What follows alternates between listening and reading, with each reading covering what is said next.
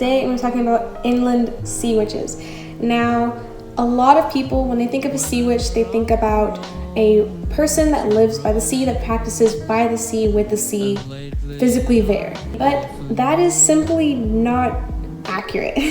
So before I get started with the points I'm going to share with you guys, I'm going to start with the few misconceptions about sea witches that I've seen just scrolling through what I could find on any platform. So point number one, you don't have to live next to the sea. You really don't. You can have your seaweed from the store. I buy mine from the store.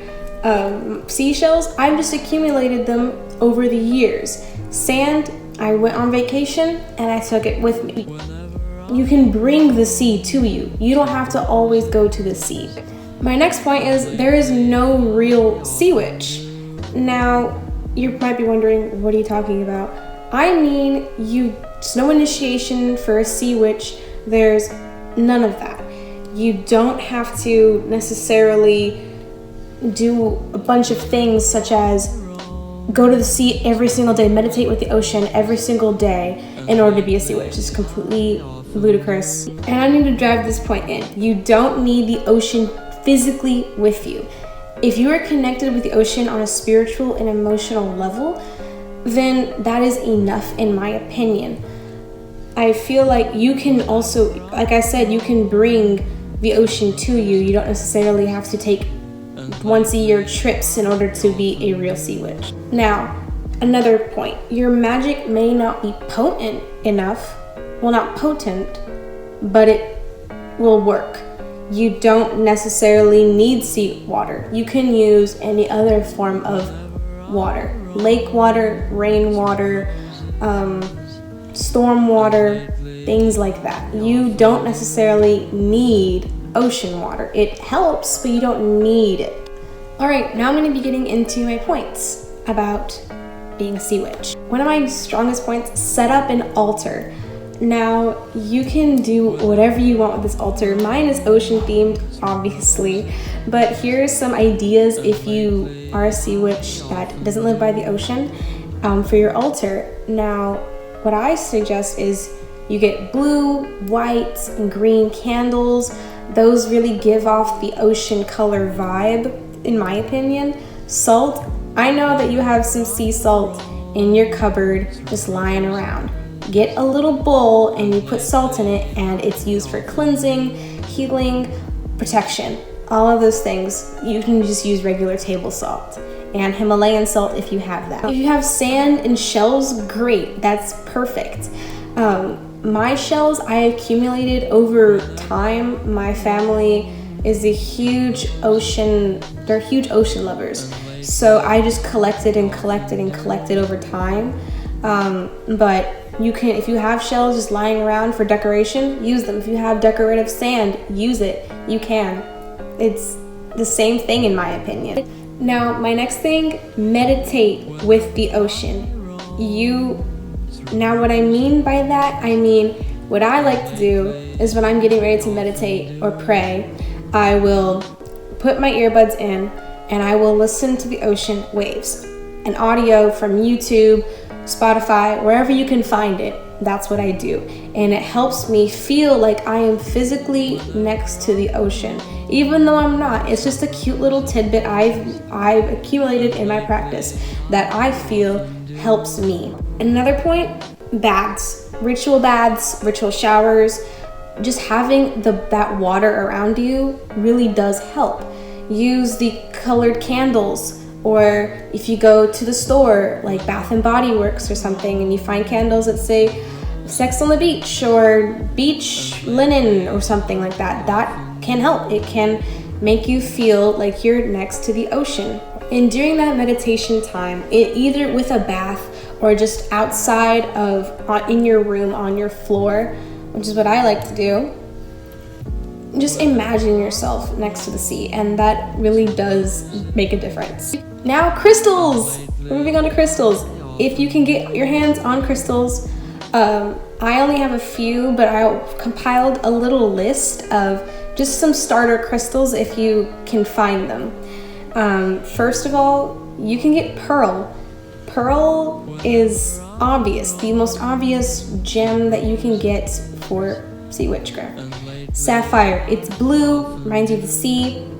I don't know where you can buy it. I would buy it online, but then again, that's also kind of a touchy way of buying crystals. So if you have a metaphysical store that you live next to, or if you're not a closet witch and you can go and just buy it, sapphire is one of those. Moonstone is a good crystal that you can use since the ocean is heavily tied to the moon. So moonstone. Jasper is heavily connected with the water element. I recommend it. I have jasper. I don't know where I put it, but I have it and I've used it before. Aquamarine the name doesn't really speaks for itself. Aquamarine is one of those. Just any teal crystal, any blue or green crystal, those colors are heavily associated with the ocean, so those can really help drive that home with your crystals.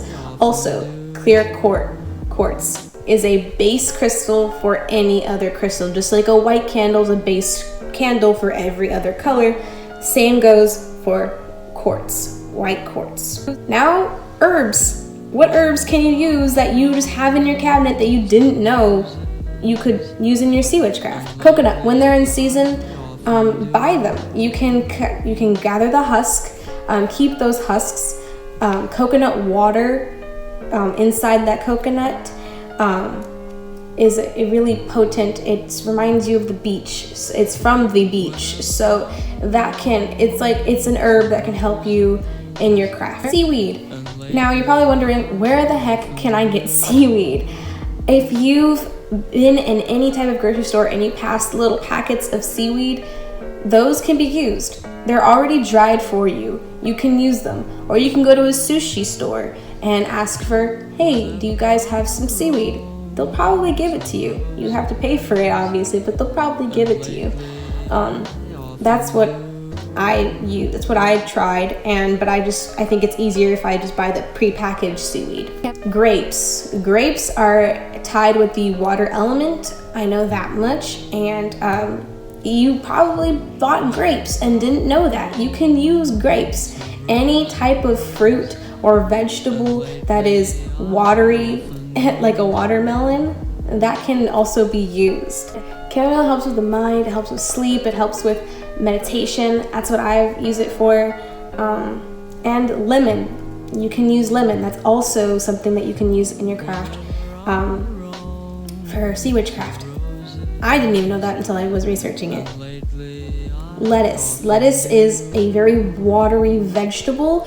You can use lettuce. Lettuce is actually really good to use in your craft. Jasmine. If you drink jasmine tea, if you just find it, that also helps with your craft. Cucumber, again, it's a watery vegetable, so cucumber can help in your craft. Cut it up, use it in a ritual bath, things like that. Now, if you don't have seawater, use moon water. I found this out that a good substitute for seawater is moon water. I have a jar of seawater that I got when I recently went to Florida. You can use moon water as a substitute. You can also use storm water, so when it's storming, leave a cup out. Whenever it is raining, leave a cup out. You can go, if you have a lake that you live next to, that can also be a good substitute. Any type of natural body of water, not your tap water, but just a natural body of water, can help be a good substitute instead of seawater. When it rains, go outside. Whenever it rains, I always have this urge to just go outside and dance in the rain. It helps me connect with the water, with that element. I feel like it's just like almost kind of like you're bathing in the ocean. I felt that, and I always just love to do that. So when it rains, just go outside and be a little kid and dance in the rain. that's one of my biggest tips that I do. All right, if you guys enjoyed this video, don't forget to like, comment, and subscribe. If you're new, subscribe if you find me interesting. I've just started this, and I just want to educate people on sea witchcraft. And yeah, so if you guys like this, just tap that little icon to subscribe, and then tap the videos over here to, click on a different video. All right, I'm gonna end this right here. Have a good day and blessings.